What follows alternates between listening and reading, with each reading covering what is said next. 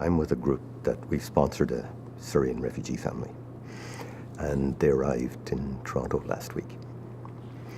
And I was away and I came back, but I've been comparing their experience with the experience of a Syrian family sponsored by the government. So this is a private sponsorship versus government sponsorship.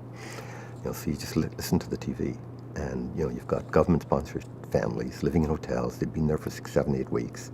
They can't find an apartment that they can afford. They don't know the city. They can't get jobs. They're stuck in sort of purgatory, government-imposed purgatory. Take the family we sponsored. They arrived in the country. They had to stay at the airport for a day to get the paperwork. They moved into an apartment that we had pre-rented for them.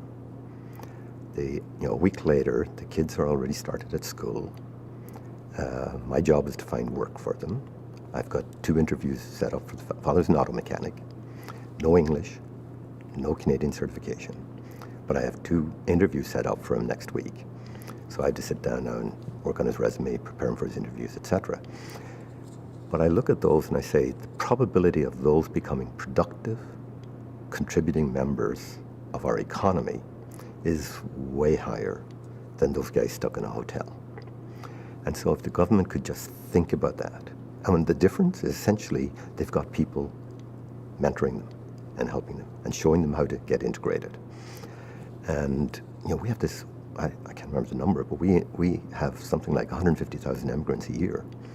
And I'd say the majority they really want to work, they're well educated, and we're not using them. In fact, we're making it difficult for them to get a job by saying, do you have any Canadian experience? No, they're immigrants.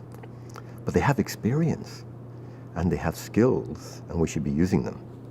And I believe that mentoring can fast-track them becoming productive members of society.